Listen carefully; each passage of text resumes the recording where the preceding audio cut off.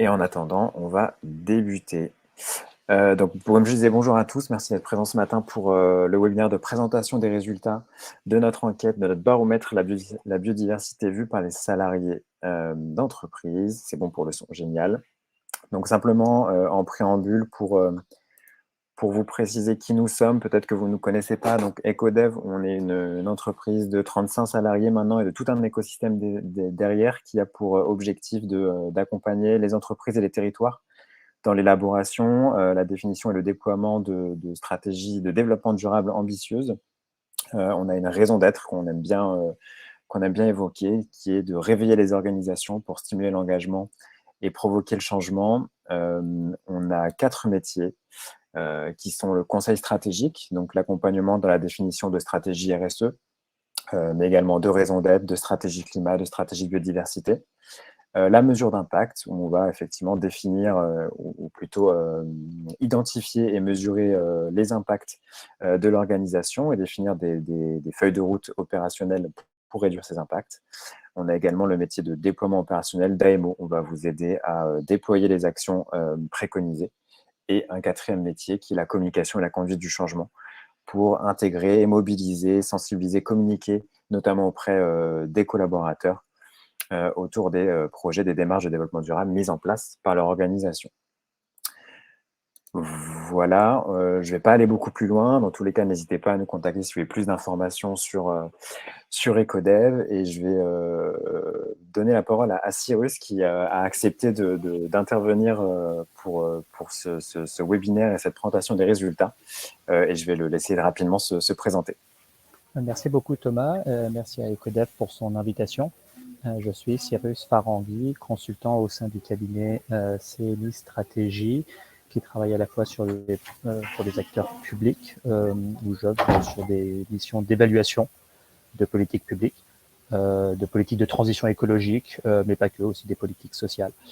Du côté privé, j'accompagne des acteurs d'entreprises, toutes sortes de secteurs confondus, sur l'aide à la réflexion dans leur stratégie de transition écologique.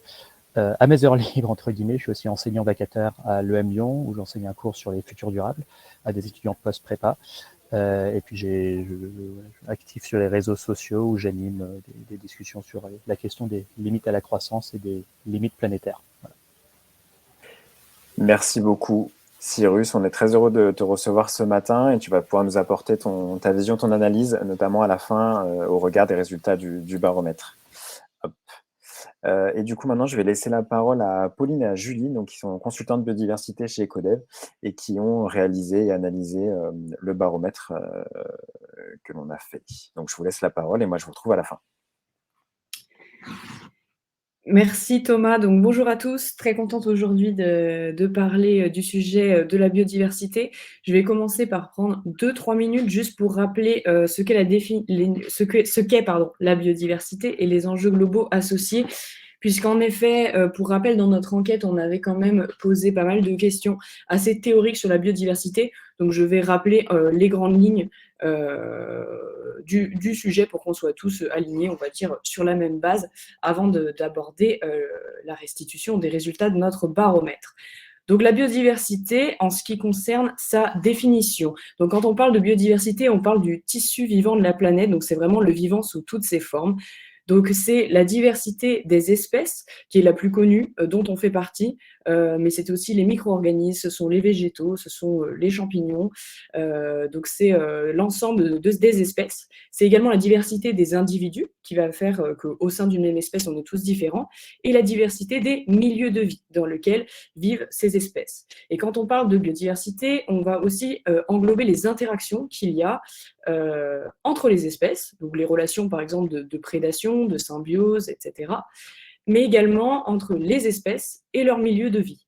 Donc c'est un sujet qui englobe tout ça, et il faut savoir que la biodiversité, c'est aussi la résultante de plusieurs milliers d'années d'évolution.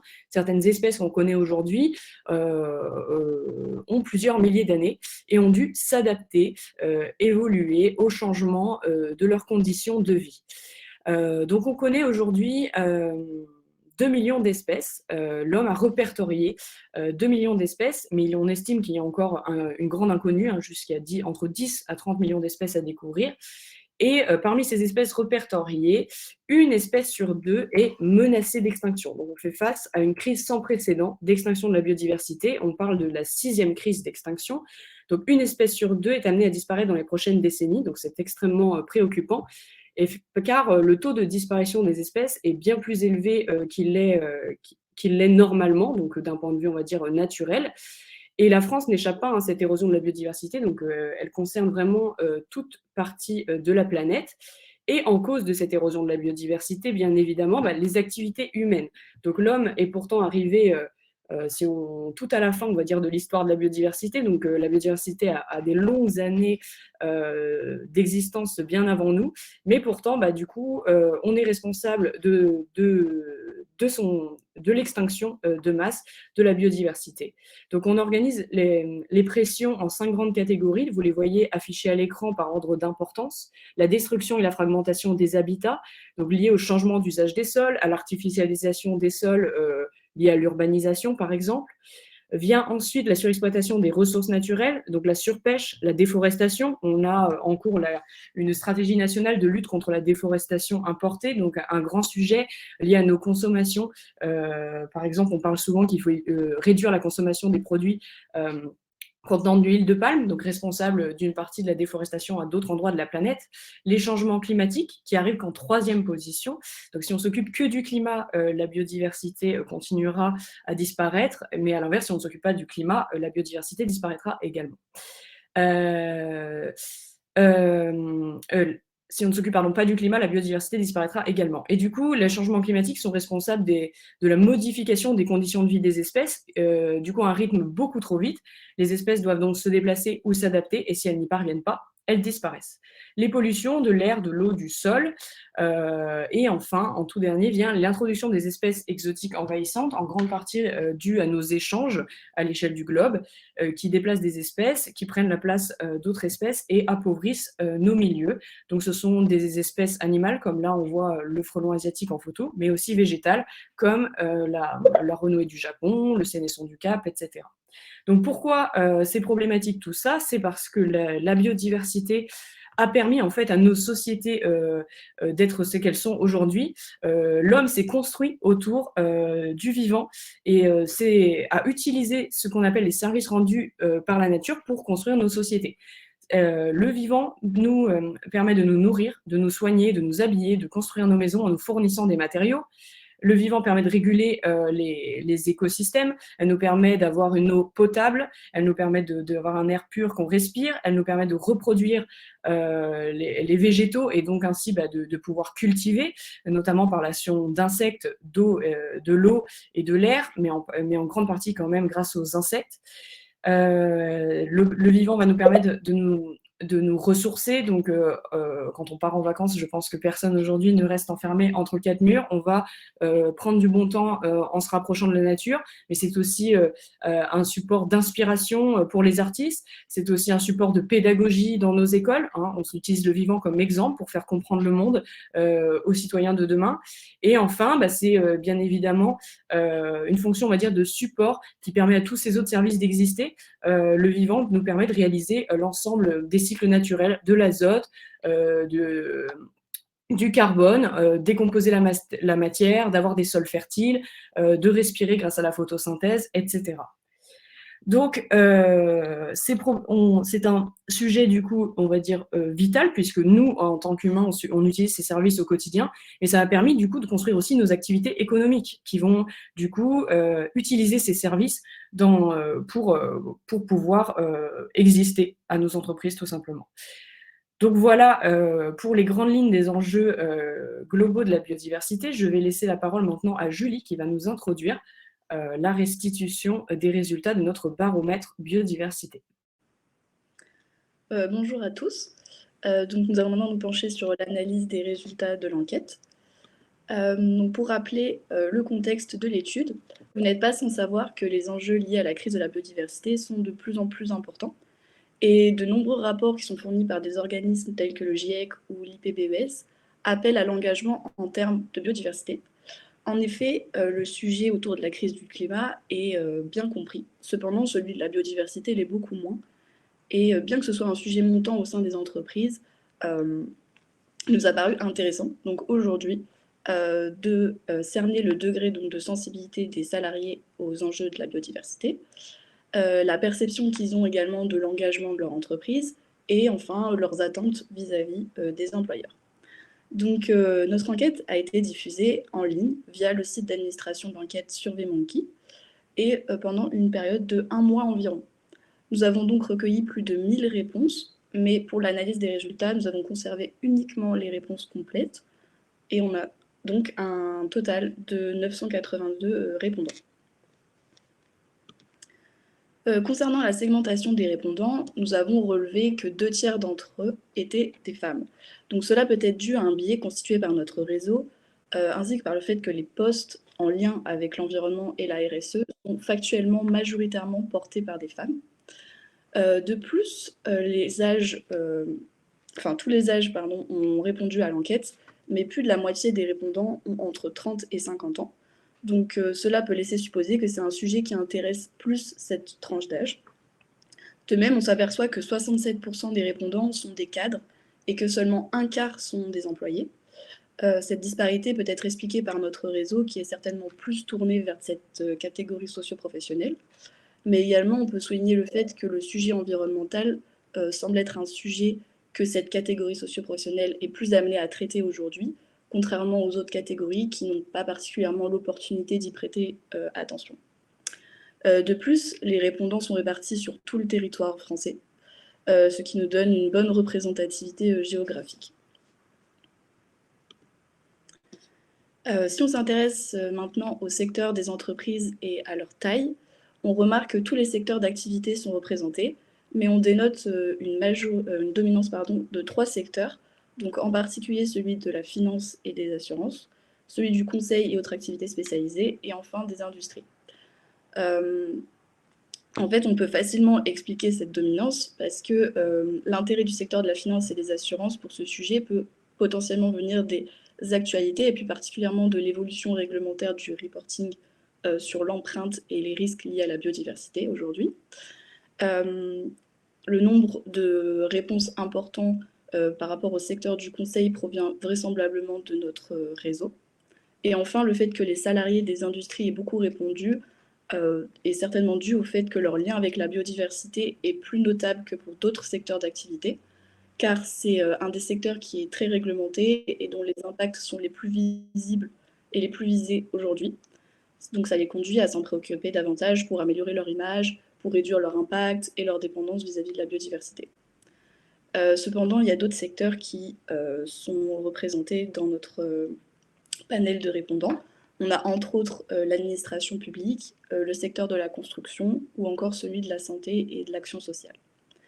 Et enfin, on s'aperçoit qu'on a une répartition homogène de la taille des entreprises répondantes.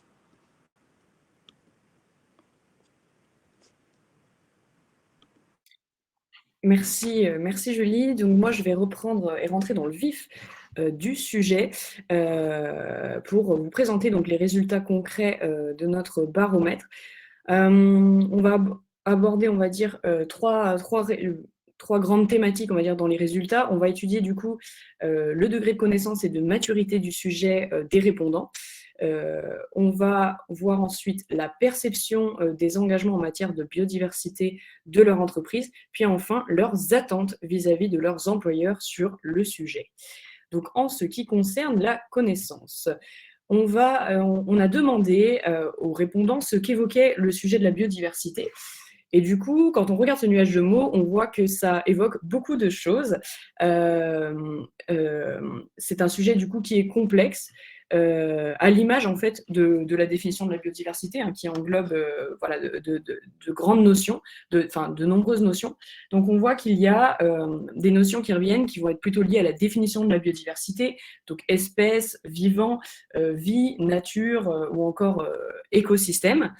On va avoir des notions qui vont faire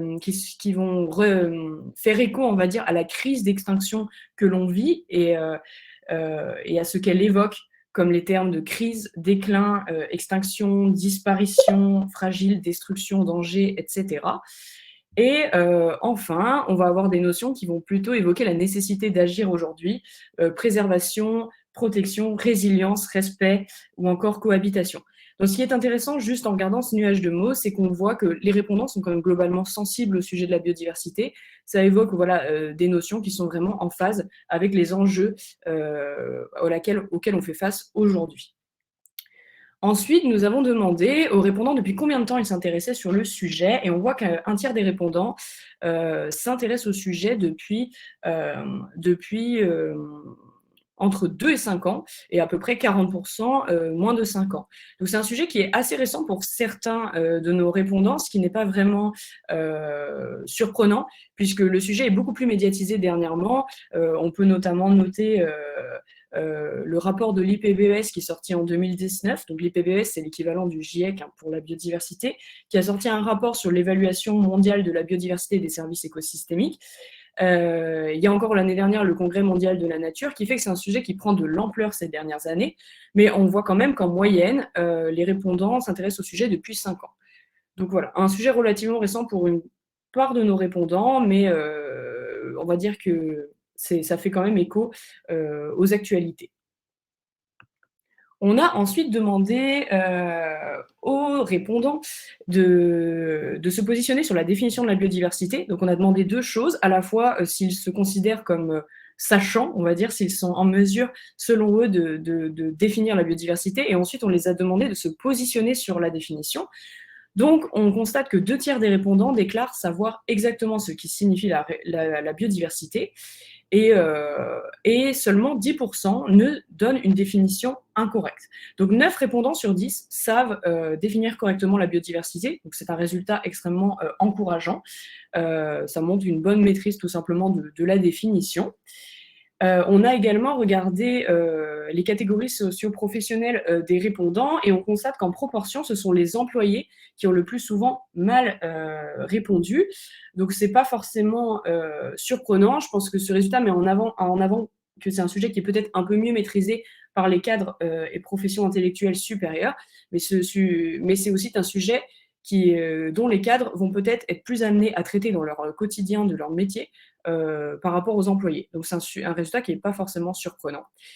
Et enfin, on voit que 94%, donc quasiment tous nos répondants, ont conscience des enjeux liés à l'extinction de la biodiversité et considèrent que l'état de la biodiversité est en mauvaise position. Voilà, la biodiversité se porte mal à très mal sur la grande majorité d'eux. Donc globalement, la biodiversité, c'est un sujet la définition est bien maîtrisée, et les enjeux globaux sont bien perçus par nos répondants. Donc, même constat en ce qui concerne les facteurs d'érosion, ils sont plutôt bien appréhendés. Donc, vous voyez à droite le classement que je vous ai présenté tout à l'heure, donc des facteurs d'érosion de la biodiversité par ordre d'importance, et on a demandé à nos répondants de faire le même exercice, et on constate que les salariés ont plutôt bien positionné les facteurs d'érosion. Seuls 2 facteurs ont été inversés, donc les pollutions et le changement climatique. Les pollutions arrivent en 3e position. Ce n'est pas forcément surprenant, car même si on entend beaucoup parler du climat, les pollutions, notamment plastique par exemple, sont des sujets qui sont peut-être mieux connus, mieux perçus, qui sont plus concrets pour nos répondants. Les pollutions plastiques sont visibles, leurs impacts sur nos écosystèmes sont quand même bien connus et bien médiatisés, et en plus, récemment, dans les actualités, on en a parlé, puisque la limite planétaire a été franchie, la limite qui concerne l'introduction d'entités nouvelles dans la biosphère, et était mis en cause les pollutions chimiques et plastiques. Donc c'est un sujet dont on a parlé assez récemment. Donc globalement, définition et enjeux globaux bien maîtrisés, mais si on creuse un petit peu, on remarque que l'état, l'ampleur, on va dire, de la crise d'extinction est plutôt sous-estimée. Pour rappel, je vous ai dit tout à l'heure qu'on a répertorié à l'échelle du globe 2 millions d'espèces, et qu'une espèce sur 2 est menacée d'extinction dans les prochaines décennies. Donc on a demandé à nos répondants de se positionner sur les ordres de grandeur, et on a constaté que plus de la moitié d'entre eux vont surestimer les espèces répertoriées à l'échelle du globe.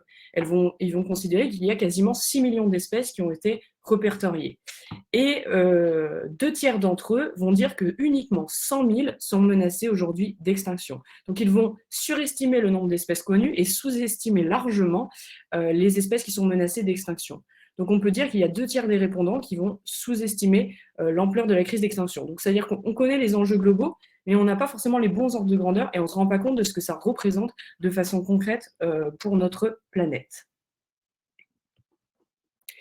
On a ensuite demandé à nos répondants de se positionner sur les secteurs qui, selon eux, ont le plus d'impact pour la biodiversité. Donc, on constate qu'il y a des secteurs qui arrivent donc dans les premiers rangs, comme l'extraction de la matière première, l'agriculture, les transports, la pêche et l'aquaculture, l'industrie agroalimentaire. Et du coup, ce sont des secteurs dont les impacts, on va dire, directs sur la biodiversité sont assez facilement identifiables puisqu'ils vont directement utiliser des ressources naturelles. À l'inverse, si on regarde les rangs, on va dire, plutôt en bas, on peut être assez surpris de voir qu'il y a des secteurs comme le BTP ou encore les cosmétiques qui arrivent plutôt vers le bas. Les cosmétiques, par exemple, vont utiliser des ressources naturelles qui vont rentrer dans la composition de leurs produits et ils sont pourtant arrivés en tout dernier rang. Le BTP est quand même un des secteurs qui va être responsable de l'artificialisation des sols, qui est le premier facteur d'érosion de la biodiversité, comme on l'a vu, et il arrive quand même assez bas dans les rangs, on va dire, des secteurs menaçant la biodiversité. Dans le classement, pardon. Et on peut voir aussi que le transport, par exemple, arrive en 3e position.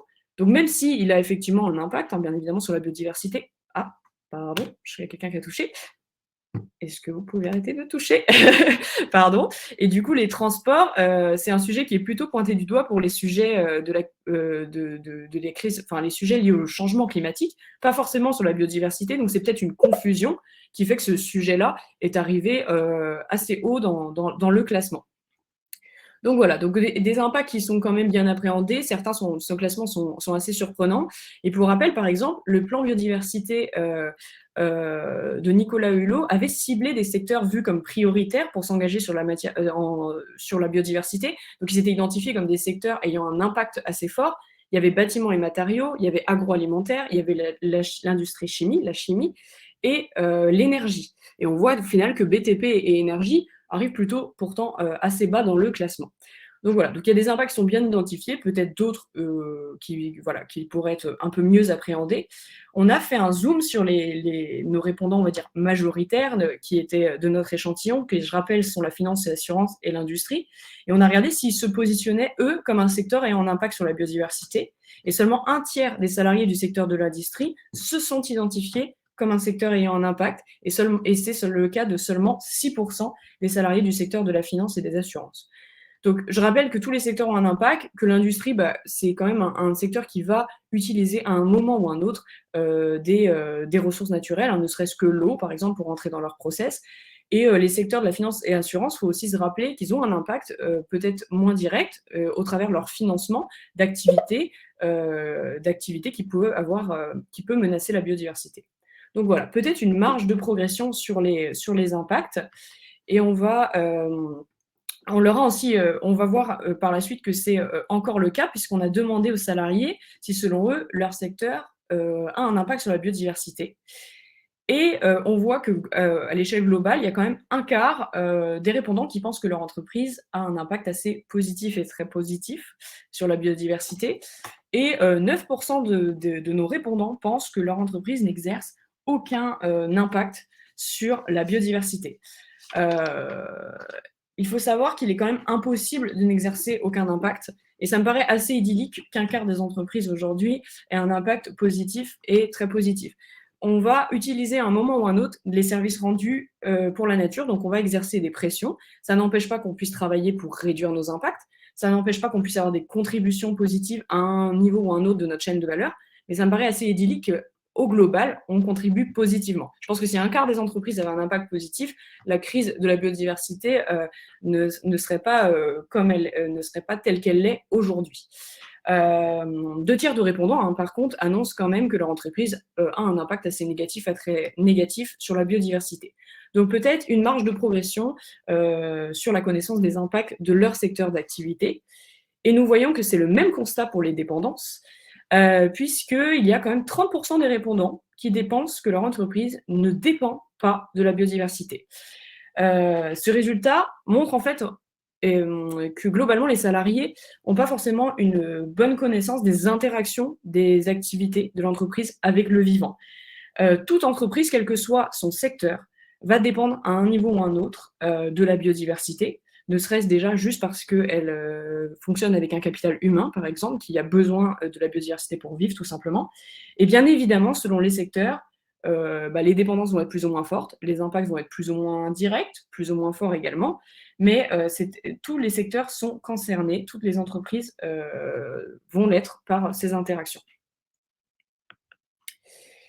Enfin, nous avons demandé à nos répondants, du coup, de comment ils percevaient la biodiversité. Et ce qui est assez encourageant, c'est que la très grande majorité des répondants pensent que c'est un sujet capital pour nos sociétés et essentiel pour notre humanité, mais aussi pour les entreprises, puisque 3/4 d'entre eux déclarent que les entreprises doivent être actrices dans la préservation de la biodiversité.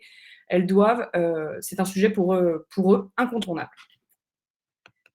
Donc voilà pour la partie concernant la connaissance de la biodiversité. Donc les 3 grands enseignements qu'on pourrait retenir, c'est que la définition est bien maîtrisée par tout le monde. Ils ont une conscience des enjeux globaux liés à la crise d'extinction de la biodiversité, mais on sous-estime certains aspects, à la fois l'ampleur de la crise d'extinction, on sous-estime les impacts et les dépendances de nos secteurs d'activité. Et surtout, on voit que les salariés pensent que c'est quand même un sujet incontournable d'avenir, à la fois pour nos entreprises, mais aussi pour la survie de notre espèce, si on peut dire. Passons donc à la suite, qui concerne du coup la perception des engagements de l'entreprise par les salariés. Donc, comme je vous le rappelle, nous avons vu que 2/3 des salariés ont déclaré que leur entreprise avait un impact assez négatif, à très négatif. Donc, parmi eux, on leur a demandé si, selon eux, leur entreprise mettait en place des mesures pour réduire son impact. Donc là, résultat très encouragement, selon eux, 8 salariés sur 10 déclarent que leur entreprise essaye de réduire ses impacts. Donc, quand on zoome juste sur le secteur de la finance et assurance, 60% des salariés considèrent que leur entreprise essaye de réduire leur impact. On a aussi demandé à l'échelle globale si les entreprises étaient plutôt engagées, donc c'est-à-dire si elles mettaient en place des actions pour préserver la biodiversité. Et là, nous avons 70% des salariés qui déclarent que leur entreprise met en place des actions pour la biodiversité. Et ça concerne 2/3 des salariés du secteur de la finance et des assurances. Donc, résultat assez satisfaisant, on voit que les salariés disent que leur entreprise s'engage, mettent en place des actions, en tout cas affichées, pour préserver la biodiversité. On leur a aussi demandé les raisons de cet engagement.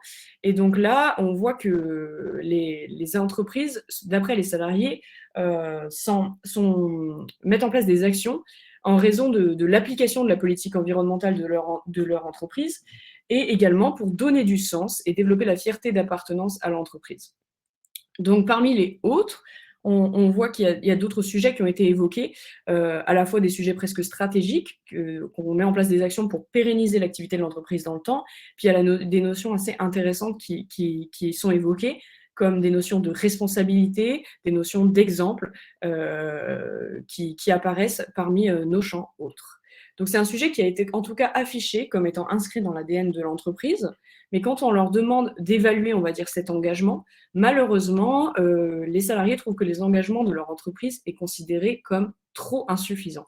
60% de nos répondants pensent que l'engagement de leur entreprise est insuffisant et en cause des démarches souvent qui se résument à juste des actions ponctuelles, isolées les unes des autres, non structurées et limitées en termes d'impact, et qui en volume, il n'y a pas assez aujourd'hui d'actions qui sont réalisées. Parmi le champ autre revient encore notamment la notion que cet engagement n'est pas une priorité aujourd'hui stratégique pour l'entreprise, et on voit aussi qu'il y a une incohérence entre la volonté affichée et la réalité. Donc des engagements, d'après les salariés, pas assez ambitieux et pas assez qui ne répond pas, on va dire, aux enjeux réels, qui ne sont pas à la hauteur des enjeux des entreprises aujourd'hui, de leur entreprise. Donc en bref, concernant la perception des engagements de leur entreprise, donc on voit que les entreprises s'engagent, que c'est un engagement en tout cas qui est affiché comme ancré dans la politique de l'entreprise. Il y a des actions qui sont menées, mais que la démarche est aujourd'hui déconnectée des enjeux réels de l'entreprise. L'engagement est insuffisant et les démarches se résument souvent à des actions isolées les unes des autres et ponctuelles et dont l'impact aujourd'hui est limité. On va maintenant passer à la dernière partie qui concerne les attentes, cette fois-ci, des salariés vis-à-vis de leurs employeurs. Donc pour commencer, on a demandé aux salariés quels seraient, selon eux, les leviers que l'entreprise pourrait actionner pour favoriser l'engagement des salariés. Donc il y a 3 leviers d'action qui sont ressortis. Les salariés souhaitent des moyens financiers et humains, souhaitent qu'on leur transmette une analyse fine des enjeux de l'entreprise en matière de biodiversité pour pouvoir y répondre de manière adaptée et cohérente. Donc on analyse les enjeux de l'entreprise et qu'on leur donne des pistes d'action concrètes à mener et surtout qu'on les aide à monter en compétence sur le sujet pour qu'ils puissent mettre en œuvre ces actions en toute connaissance de cause, tout simplement. D'autres éléments ont été cités. Certains collaborateurs souhaitent que la direction porte vraiment le sujet, qu'elle soit engagée et volontaire, que les engagements soient aussi vus sur le long terme, que ce soit des engagements forts et ambitieux, qui soient pérennes et sur le long terme, etc. Donc, des notions encore importantes qui ont été citées dans le champ autre, que, en tout cas, il faut des vrais engagements ambitieux et qui partent du haut. Comme cela fait écho du coup avec ce qu'on voit là sous nos yeux, on a demandé du coup aux salariés, on leur a demandé du coup leur avis, selon eux, qui devrait porter le sujet, d'où devrait venir l'impulsion en matière de préservation de la biodiversité. On leur a demandé du coup de classer, on va dire, les acteurs, et on peut voir que selon eux, l'impulsion doit venir d'en haut, donc elle doit en priorité être portée par les pouvoirs publics, puis la direction des entreprises. Donc une forte attente de la part des salariés, des acteurs des pouvoirs publics et de la direction pour qu'ils puissent placer le sujet de la biodiversité comme une priorité. En matière du coup d'action, on a demandé du coup aux collaborateurs de se positionner sur les actions que devrait mettre en place l'entreprise en matière de préservation de la biodiversité. Donc beaucoup de choses ont été citées. Donc on les a regroupées en 3 grandes thématiques. En priorité a été citée l'importance de réaliser un diagnostic biodiversité de son ou ses sites afin d'entrer dans une démarche stratégique pour la biodiversité. Donc ça leur permettrait aux entreprises de mieux connaître l'impact de leur patrimoine immobilier, de comprendre les enjeux locaux en matière de biodiversité et de pouvoir y apporter des réponses adaptées pour préserver la biodiversité locale. Donc là encore revient ce sujet de mieux maîtriser les enjeux réels de l'entreprise en matière de biodiversité. En deuxième thématique est ressortie l'importance de former, sensibiliser les collaborateurs pour qu'ils puissent monter en compétence sur le sujet et ensuite être accompagnés à la prise en compte de la biodiversité dans leur métier. Et enfin, le 3e volet qui a été cité, c'est l'importance de déployer des actions concrètes. Ont été notamment citées la mise en place de refuges pour la biodiversité, des actions de végétalisation du lieu de travail et des actions également de sensibilisation des collaborateurs grâce à des ruchers ou potagers pédagogiques qui, malgré un impact très limité sur la biodiversité, aujourd'hui est quand même un excellent support d'éducation à l'environnement, même si ces derniers présentent certaines limites. Donc voilà pour les actions concrètes que voudraient voir les salariés. Mais on a aussi vu d'autres éléments dans les champs autres qui ont été cités.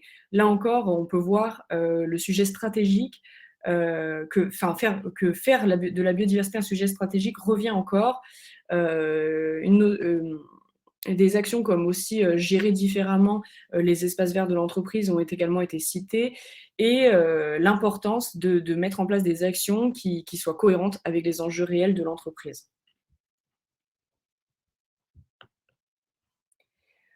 Enfin, pour terminer, on va aborder une dernière notion, si on peut dire, c'est qu'on a étudié du coup les volontés d'engagement des salariés et aussi leurs engagements actuels. Et ce qui est assez positif, c'est qu'on peut voir qu'aujourd'hui, que nos répondants avaient une forte sensibilité à la biodiversité, mais sont surtout déjà engagés.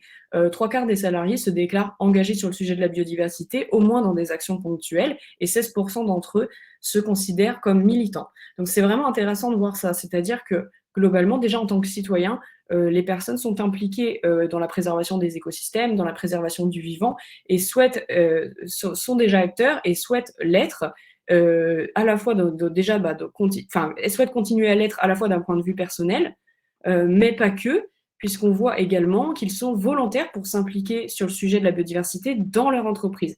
Donc, ça veut dire que si les entreprises s'engagent, ça va plutôt être bien reçu, même plus que bien reçu, par les salariés, puisque les salariés sont volontaires à la fois pour jouer un rôle actif au sein de l'entreprise, mais également pour pouvoir intégrer la biodiversité dans leur quotidien, dans leur métier. Parmi les champs autres, il y a des notions intéressantes qui ont été citées. Encore une fois, que la hiérarchie en fasse une priorité, mais voilà, il y a certains qui ont écrit qui voulaient clairement contribuer activement aux actions mises en œuvre par l'entreprise. Et il y a de la notion du sens dans le travail qui a été évoquée. On n'a pas pu citer tous les champs autres, mais c'est revenu plusieurs fois que certains collaborateurs envisageaient même de quitter leur travail pour en chercher un qui a plus de sens. Donc c'est une notion au final très intéressante, et puisqu'on voit aujourd'hui que c'est presque enfin, c'est pour développer aussi la marque employeur, en fait. Si les salariés, les collaborateurs, vont s'orienter vers des entreprises qui ont des vrais engagements en matière d'environnement et aussi, du coup, en matière de préservation de la biodiversité. Donc, cette notion de sens, on la retrouve puisqu'on l'a demandé aux salariés de donner, selon eux, les bénéfices qu'on a à s'engager pour la biodiversité dans l'entreprise. Et les notions qui reviennent le plus souvent, c'est que ça leur permet de contribuer à des enjeux qui dépassent le cadre de l'entreprise et de donner plus de sens à leur travail. Et là, on peut voir que parmi les champs autres, il y a la notion d'exemple, la notion de cohérence avec ses propres valeurs, et des notions peut-être même plus stratégiques, des sujets presque d'avenir, puisqu'il y a des notions qui sont revenues comme c'est important pour anticiper les risques à venir et aussi pérenniser l'activité de l'entreprise. Donc pour cette partie, si on devait la résumer, on voit qu'il y a une vraie volonté de s'impliquer pour la biodiversité de la part des répondants, une forte motivation à s'investir au sein de leur entreprise, et des attentes fortes, en tout cas vis-à-vis des engagements biodiversité des entreprises, que l'impulsion vienne vraiment d'en haut, des dirigeants, mais aussi des pouvoirs publics, qu'on leur donne du coup plus de moyens et qu'on les aide à monter en compétence sur le sujet pour qu'ils puissent s'impliquer, et que visiblement cela passe prioritairement, selon eux, par réaliser un vrai état des lieux concernant la biodiversité pour identifier les vrais enjeux de leur entreprise, et c'est pour eux le sujet, on va dire, le plus vecteur d'engagement pour les salariés. Donc, on a terminé pour la restitution de ces résultats. Si on devait retenir les grands enseignements de ce baromètre, c'est qu'on a vu que c'était un sujet qui est connu de tous, mais qu'il y a certains enjeux aujourd'hui qui sont mal appréhendés, voire sous-estimés, notamment l'état critique de la biodiversité, donc l'ampleur de la crise d'extinction, et la notion des interactions des secteurs d'activité avec l'entreprise, qui est au final mal connue, insuffisamment connue et insuffisamment reconnue. On interagit tous avec le vivant, nous en tant qu'humains, mais aussi en tant qu'organisation, et il ne faut pas l'oublier. On voit qu'il y a quand même des actions qui sont mises en place, il y a un engagement qui est affiché par les entreprises sur le sujet de la biodiversité, mais les efforts, d'après les salariés, ne sont pas à la hauteur des enjeux. La démarche est souvent déconnectée des enjeux réels de l'entreprise, et les démarches se résument aujourd'hui souvent à des actions très ponctuelles, isolées, et dont l'impact est assez limité. Ce qui fait que les salariés ont une attente forte vis-à-vis de leurs employeurs en matière de biodiversité. Ils souhaitent que les entreprises mettent en place des moyens financiers et humains, leur donnent aussi des billes pour agir en les aidant à monter en compétences, et que cela passe prioritairement, selon eux, par une première identification des enjeux de l'entreprise en matière de biodiversité, ne serait-ce qu'à l'échelle déjà de leur site d'activité. Ce qui est quand même assez positif à retenir, c'est que les salariés sont plutôt volontaires pour participer à l'effort de l'entreprise pour préserver la biodiversité. Donc je vais laisser maintenant la parole à Cyrus, qui va nous permettre d'apporter des réflexions sur comment agir et nous donner quelques Merci beaucoup, Pauline. Est-ce que tu m'entends bien? Allô? Ah, Oui, on t'entend, Cyrus, c'est bon. Très bien. Merci beaucoup. Alors, on peut se réjouir que les entreprises s'intéressent aux questions environnementales et c'est principalement venu plutôt récemment de mon expérience, donc il y a 5-6 ans, par la question du changement climatique. Bon, principalement parce que soit elles ont peur pour leur business, par exemple dans le monde de la finance, la peur d'actifs échoués dans le domaine des énergies fossiles, dans le monde des assurances en raison de la sinistralité provoquée par les catastrophes naturelles, soit parce qu'elles y voient des opportunités de marché dans le changement climatique, par exemple le secteur des énergies fossiles qui voit la capture du carbone le jour où ce serait éventuellement au point, comme un marché énorme, le jour surtout où on est prêt à mettre beaucoup d'argent pour atténuer le réchauffement climatique. Et aussi parce qu'elles y voient potentiellement une manière d'avancer des arguments commerciaux et de redorer leur image. Tout ça, ça ne fait pas encore une démarche globale où les entreprises, le monde de l'entreprise trouve son équilibre avec la biosphère. Et on pense que l'intérêt pour la biodiversité serait davantage englobant, puisque ça engloberait le sujet climatique, mais pas que. Donc autant sur le sujet climatique, les entreprises ont commencé à mesurer, repérer leurs impacts, cartographier. Bon, très peu sont encore en ordre de marche pour atteindre la neutralité carbone dans les délais impartis, mais il y a des feuilles de route, des cartographies, et puis parfois des actions engagées, même si on n'est pas en route pour tenir les 1,5 ou même les 2 degrés, où que ce soit. Bon. Faire le lien entre le changement climatique et la biodiversité permettrait d'avoir effectivement une vision plus large. Alors d'une, parce que le réchauffement climatique dégrade la biodiversité. Pour le moment, c'est une cause relativement mineure par rapport à l'utilisation des sols, par exemple, mais ça va le devenir de plus en plus. Par exemple, plus de degrés, c'est le blanchiment de quasiment tous les coraux dans le monde. Et donc, la biodiversité très riche qu'abritent les coraux. C'est davantage de feux de forêt et la biodiversité que ça abrite, c'est davantage d'assèchement des sols et donc la vie du sous-sol, donc insectes, vers de terre, champignons, qui abritent les sols. Donc voilà, ça va trop vite pour que les espèces puissent s'adapter. Donc, en quelque sorte, pour préserver la biodiversité, une des premières choses que les entreprises peuvent faire est de aussi, se mettre en ligne pour tenir les 2 degrés. La relation va dans les 2 sens, dans le sens où la préservation de la biodiversité peut atténuer le réchauffement climatique ou permettre de s'y adapter. Je m'explique un petit peu, ça donne des pistes d'action. Donc, pour atténuer le changement climatique, il y a des marchés, des solutions qui se développent, qui peuvent être financées par les entreprises, ce qu'on appelle les solutions fondées sur la nature. Donc, une des plus connues serait la reforestation, donc c'est un peu du classique. Il y a la replantation de mangroves ou encore l'agriculture de conservation des sols sur lequel on reviendra. Donc, tout un tas de solutions fondées sur la nature pour recapturer le carbone dans le sol et donc offrir des puits de carbone. Des solutions fondées sur la nature également pour s'adapter au réchauffement climatique, puisque bon, ça va être compliqué de tenir les 2 degrés. Il va falloir, d'ailleurs, le dernier rapport du GIEC dit qu'on est en train de laisser passer la fenêtre d'opportunité à la fois sur l'atténuation et l'adaptation. Hein, donc c'est maintenant. Sur l'adaptation, eh bien, il y a des marchés aussi qui s'ouvrent pour des entreprises intéressées par les infrastructures dites vertes, donc des entreprises du BTP, de l'aménagement. Donc sortir du tout béton, par exemple, et aller vers les infrastructures vertes. Bon, une des plus connues étant par exemple les îlots de fraîcheur urbains pour aider les villes à lutter contre les canicules, la désimperméabilisation des sols pour améliorer la porosité des sols et retenir l'eau en cas d'inondation. Donc, j'invite à aller consulter le guide de l'IUCN, Union internationale de conservation de la nature, sur les solutions fondées sur la nature. C'est vraiment très très complet.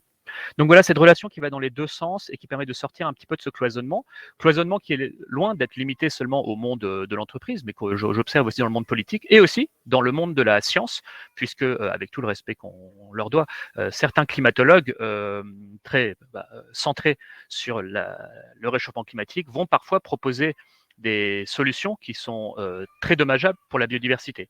Je pense notamment à la solution consistant à planter de gigantesques plantations visant à capturer le carbone, le concentrer, convertir la biomasse en énergie et le capturer. Sauf que des spécialistes de la biodiversité se sont récemment érigés contre ce genre de solution, puisque ça occuperait beaucoup de sol, ce serait très dommageable pour la biodiversité, pour l'accès à l'eau et pour la sécurité alimentaire. Donc on voit que voilà, il y a eu dialogue entre ces deux sphères, et ce genre de solution est de plus en plus mis de côté. D'où l'intérêt d'avoir une démarche globale. Alors, il y a de grandes familles d'écosystèmes. Il y a les systèmes agricoles, les agrosystèmes. On verra aussi plus tard un point sur la forêt, un point sur les cours d'eau. Et puis, on a d'autres comme la mer, mais on n'a pas le temps de tout aborder. C'est pour donner des exemples d'initiatives qui peuvent être prises. Alors, le système agroalimentaire est une clé de voûte, à la fois pour le changement climatique et la biodiversité. Donc, la chaîne agroalimentaire dans son ensemble, on estime que c'est de l'ordre de 1/4 à 1/3 des émissions de gaz à effet de serre. Donc, tout inclus, déforestation incluse, tout. C'est aussi une clé de voûte pour, je le disais, créer des puits de carbone par l'agriculture de conservation des sols et faire revenir la vie sur Terre, finalement. Bon, on voit bien, il n'y a pas besoin forcément d'habiter à la campagne pour le savoir, mais même en habitant à la campagne, on voit bien que des champs agricoles, ou peut-être pour ceux qui ont 50 ans ou plus, où jadis il y avait plus d'oiseaux, plus de coccinelles, etc., qu'il y a beaucoup moins de vie aujourd'hui. Et on peut être tout à fait frappé lorsqu'on va dans des endroits comme zones humides ou refuges LPO, où on voit dans son champ de vision des milliers et des milliers d'oiseaux. On n'a plus trop l'habitude de voir ça. Donc l'agriculture sur sol vivant, c'est une vraie, c'est de nouvelles techniques agricoles. Je ne rentre pas trop dans la technique, mais pour concilier à la fois rendement et préservation de la vie. Et dans un pays comme la France, où les terres agricoles occupent 50% des surfaces, et l'utilisation des sols étant un facteur clé en termes de préservation de la biodiversité, on voit bien que c'est un enjeu clé. De ce qu'on observe, alors, il est difficile pour les producteurs agricoles seuls comme ça. En plus, on leur demande déjà beaucoup de choses. Ils sont endettés, on leur demande de nourrir la planète et maintenant de préserver la biodiversité. Parfois, ils sont aussi proches de la retraite et c'est difficile de changer de pratique. Pour la moitié d'entre eux qui sont à moins de 10 ans de la retraite. Ce qu'on note dans le monde de l'entreprise, c'est que c'est souvent à l'initiative de donneurs d'ordre qu'on peut débloquer des situations lorsque, par exemple, les financeurs, donc les banquiers, où la grande distribution impulse le changement dans des démarches de co-construction qui mobilisent toute la chaîne agroalimentaire, les agronomes, les chambres, les producteurs, les industriels de l'agroalimentaire, le tout animé parfois par des associations qui animent ces démarches de co-construction. Donc il y a vraiment de la transversalité à mettre dans la chaîne et de l'impulsion à donner à ce genre de démarche. Donc, rien que l'industrie agroalimentaire en France, c'est déjà bien, je pense, 10-15% de l'économie et de l'emploi. Donc, il y a de quoi mobiliser du monde. La filière bois, c'est absolument clé. Alors, voilà, on distingue vraiment ce qui relève des plantations d'arbres et qui ne sont pas toutes forcément des forêts, notamment lorsqu'on a des monocultures de Douglas, par exemple, où il y a peu de biodiversité. Donc, c'est pas tout à fait ce qu'on peut appeler une forêt. À nouveau, un enjeu relié au changement climatique, puisque si on regarde juste, si on laisse juste faire la nature, entre guillemets, sans gestion de la forêt, sans anticipation du changement climatique, le réchauffement va trop vite pour que la forêt puisse s'adapter, on va juste la regarder mourir. Donc il y a des recherches de l'ONF, évidemment, pour commencer à, dès maintenant, en fait, planter des arbres qui seront adaptés au climat de 2070, de 2100, par la migration assistée des essences, par l'importation d'essences résilientes face aux sécheresses, le tout avec une démarche de diversification des itinéraires sylvicoles plutôt que de monoculture. Donc là aussi, c'est tout un champ vraiment à occuper. Enfin, la filière bois en France est assez fortement sous-exploitée. Là, l'idée, c'est de à la fois plus de bois et plus de biodiversité, concilier les deux. Il y a des marchés aussi qui vont se créer, à l'image du monde agricole où se développent des paiements pour services écosystémiques, parce que bon, c'est bien de vouloir que l'agriculteur passe encore plus de temps à entretenir des haies, etc. Encore faut-il rémunérer ce temps-là. Ça peut être la même chose pour les forêts, où des marchés vont se développer en termes de paiement pour services écosystémiques. Évidemment, il y a un point de vigilance en termes à avoir en termes. Est-ce qu'on n'est pas en train de marchandiser, monétiser la nature? Bon. Néanmoins, des solutions fondées sur le marché qui puissent inciter à préserver le vivant, l'idée peut être intéressante. Je finis sur un autre système qui est les cours d'eau. Donc là, on parle des fleuves, des zones humides, des marais, enfin toutes sortes de milieux aquatiques. Alors, la gestion actuelle de l'eau, le système n'est pas viable pour pas mal de raisons. Eh bien, en fait, plus on prélève des volumes, plus les acteurs sont rémunérés, donc il n'y a pas vraiment d'incitation à l'efficience. Bon. À la sortie, plus il y a des pollutions à traiter, plus les entreprises de traitement de l'eau sont rémunérées, donc il y a peu d'incitation à la prévention des rejets. Entre les deux tuyaux, donc celui qui rentre dans la municipalité par exemple, et celui qui sort, donc les eaux usées, il n'y a pas vraiment de gestion, que ce soit en termes de qualité ou de quantité d'eau. Qui plus est, les collectivités vont devoir faire face à un défi de taille qui est de rénover des réseaux vieillissants, parfois construits en dépit du bon sens il y a 50-60 ans, qui vont devoir, surtout si on continue de pomper toujours plus et de dépolluer toujours plus, développer encore plus d'infrastructures. Enfin, on voit bien que ce système ne peut pas tourner jusqu'à l'infini, et il atteint d'ailleurs déjà ses limites dans certains endroits. Et tout ça, évidemment, est aggravé par le dérèglement des cycles de l'eau provoqué par le réchauffement climatique. Alors, une fois qu'on a posé ces constats qui commencent à interpeller de plus en plus dans le monde de l'eau, il y a potentiellement une révolution en cours, de même qu'il y a une révolution de l'agriculture sur sol vivant, de même qu'il y a peut-être une révolution à venir dans la diversification de la forêt. Là, dans le monde de l'eau, pour toutes les entreprises qui y sont mobilisées, des opportunités pour adopter une approche plus systémique et des nouveaux métiers ou des nouvelles activités, davantage tournées vers l'efficience, le monitoring, avec les technologies qui vont avec, l'accompagnement des usagers. Entre les deux tuyaux, on ne gère pas grand-chose. Donc là, c'est tout un tas de nouveaux métiers en termes de conduite du changement, d'accompagnement des usagers, tous, c'est-à-dire ça peut être les agriculteurs, les industriels, les municipalités, les particuliers, et des métiers, comme je le disais, dans la prévention des rejets. Il y a des expérimentations en cours, pas mal de collectivités de territoire. Un exemple, on va dire, qui est un peu emblématique, on va dire, c'est les premiers à avoir enclenché la chose, ou du moins d'avoir posé le terme, à savoir Limoges Métropole, territoire qui se dit en transition hydrique, qui met donc en mouvement tout un tas d'acteurs du monde de l'eau, industriels, agriculteurs, restaurateurs, etc., vers les tendances que j'évoque ici, sur la prévention et l'efficience.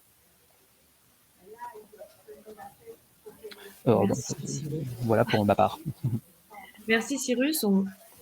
Nous allons pouvoir passer aux questions et rapidement, on voulait juste vous faire part que déjà en petite action rapide, efficace et qui ne demande qu'un clic, que vous pouvez faire, vous, en tant que citoyen, salarié d'entreprise ou en tant que tout simplement que vous, individu, ça va être de repartager la tribune biodiversité que Ecodev a co-rédigée avec 3 expertises, à la fois une expertise écologique, donc portée par Hortense Serret, donc fondatrice de Nabi Écologie, qui est donc une docteure en écologie, et Biodivcorp, qui est donc une entreprise de conseil en biodiversité représentée par Véronique Dame, qui est du coup une experte française à l'IPBES.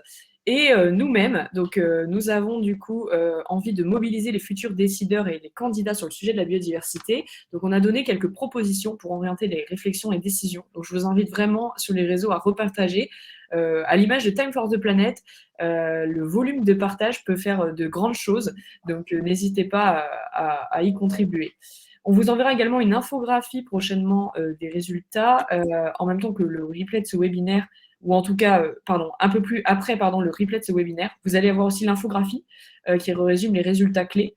Et vous pourrez aussi, du coup, télécharger la présentation là, maintenant, directement, mais également sur notre site internet. Donc, n'hésitez pas pour avoir accès à toutes les données. Donc, on va pouvoir maintenant passer aux questions pour les quelques minutes qui nous restent. Merci Pauline, et merci beaucoup Cyrus pour ces inputs. Peut-être effectivement, pour rappeler, vous pouvez télécharger le support de présentation en cliquant sur le petit icône de téléchargement, le petit nuage qui apparaît quand vous passez votre souris sur le support. Et vous avez ici également le contact. Si jamais vous voulez continuer les échanges, avoir un peu plus d'informations, n'hésitez pas à nous contacter, à contacter Pauline directement. On va prendre une ou deux questions, désolé hein, si jamais on ne peut pas toutes les traiter, mais voilà, comme je disais, n'hésitez pas à nous contacter. Donc une première question, Pauline, qui concerne les secteurs les plus impactants. Est-ce qu'on a, donc on a vu tout à l'heure quels étaient les secteurs qui sont les répondants étaient les plus impactants, mais dans la réalité, est-ce qu'on a un podium des secteurs les plus impactants? C'est plus des activités qui vont être ciblées comme effectivement les activités responsables de changement d'usage des sols, l'agriculture, l'artificialisation.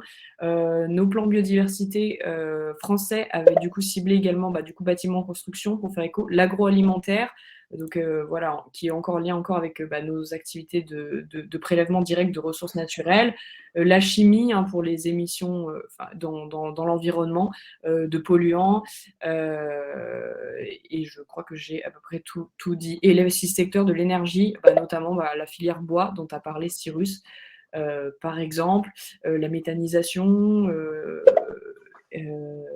et également même les énergies renouvelables hein, qui occupent aussi du sol, etc. Donc le secteur d'énergie dans sa globalité. Puis bien évidemment, hein, les combustions d'énergie fossile pour ces activités, enfin son lien direct avec les changements climatiques. Donc voilà, il n'y a pas aujourd'hui une hiérarchie, on va dire, qui est faite. Il y a des impacts, mais en tout cas des secteurs qui sont bien identifiés comme étant responsables de fortes pressions sur la biodiversité. Merci Pauline pour cette réponse. Une autre question de Laetitia qui nous demande bonjour, vous qui faites ce baromètre depuis plusieurs années, quelles évolutions observez-vous? Donc je pense que ça fait référence à notre première enquête entreprise et biodiversité, état des lieux des initiatives. Est-ce que voilà, on a une évolution à remarquer? Ce qu'on peut voir, c'est que c'était deux sujets quand même traités différemment entre nos deux enquêtes. Et ce on peut voir plutôt à l'échelle globale de notre activité, ça rejoint un peu l'histoire même de Ecodev à la biodiversité, c'est qu'au début, le sujet était vraiment traité par des actions, on va dire, concrètes, que ce soit d'actions de sensibilisation des collaborateurs, des actions de végétalisation, de mise en place de bacs potagers, de plantation dans les espaces verts, etc. Et qu'on voit que petit à petit, le sujet prend de l'ampleur au niveau stratégique de l'entreprise. Merci. J'en profite, je mets le lien vers cette première enquête qu'on avait réalisée, donc qui n'était pas du tout sous le même angle, mais voilà, ça peut quand même intéresser les personnes présentes. Hop, je retourne sur l'onglet questions. On va peut-être prendre une dernière question, si possible. Donc, les actions en faveur de la biodiversité sont traitées en parallèle des actions suite à un bilan carbone des entreprises. Donc, la question ou réflexion, c'est comment intégrer cette question très importante dans le même bloc d'engagement avec les actions de réduction des émissions. Peut-être concrètement pour entreprises, comment on intègre cette biodiversité dans une stratégie climatique plus globale? Cyrus a apporté quand même pas mal d'éléments de réponse. Je ne sais pas, Cyrus, si tu veux compléter. Mais Oui, non, c'est vraiment la création de puits de carbone et les solutions fondées sur la nature, c'est vraiment un complément intéressant à la stratégie climatique d'une entreprise. Un point de vigilance étant que certaines entreprises reposent beaucoup sur la compensation pour contrebalancer leur impact carbone. La compensation au sens replanter des forêts pour créer des puits de carbone. Parce que à ce jour, ça reste de très très loin le moyen le moins cher de capturer, d'éviter des émissions de CO2. C'est encore moins cher que l'énergie solaire, que ce soit d'autres. Donc c'est de l'ordre de 10-20 € la tonne lorsqu'on replante des forêts. Alors déjà, il y a un point de vigilance sur attention à ne pas seulement financer des monocultures d'arbres très pauvres en biodiversité. Attention aussi à l'aboisement, donc c'est-à-dire la plantation de forêts là où il n'y avait pas de forêt auparavant. Par exemple, lorsque la forêt prend sur la savane, ce n'est pas forcément une très bonne chose pour la biodiversité. À distinguer de la reforestation, qui est de replanter des forêts là où ça a été déboisé. Donc là, oui, c'est tout à fait souhaitable. Donc ça, déjà, des points de vigilance là-dessus. Et aussi, il y aura, ça c'est quand même assez bien documenté, il n'y a pas assez de surface terrestre pour replanter assez de forêts pour compenser la totalité des émissions de gaz à effet de serre d'origine anthropique. Donc, en quelque sorte, il n'y aura pas de forêt pour toutes les entreprises. Il n'y en aura pas assez pour tout le monde. Donc, bon, oui, il faut financer ça, il faut impulser ça, mais ça ne suffira pas. Voilà, il y a une variété de puits de carbone. Je vais parler de l'agriculture de conservation aussi. À regarder à nouveau les solutions fondées sur la nature pour l'adaptation au changement climatique et pas seulement l'atténuation. Donc c'est tout un tas de projets d'infrastructures, c'est des marchés qui émergent, la Caisse des dépôts qui fait aussi qui commence à concevoir des produits à ce sujet. Donc à nouveau la Caisse des dépôts, grand financeur historique d'infrastructures en France, qui commence à se mettre sur ces problématiques d'infrastructures vertes et de solutions fondées sur la nature. Que vous dire d'autre, voilà, des exemples de liens entre politique climatique d'une entreprise et politique de biodiversité. Et je rebondis juste vraiment sur le terme de solution fondée sur la nature. C'est un terme, forcément, quand vous allez regarder ce que c'est une solution fondée sur la nature, qui sont souvent des actions très ambitieuses, presque à l'échelle d'un territoire.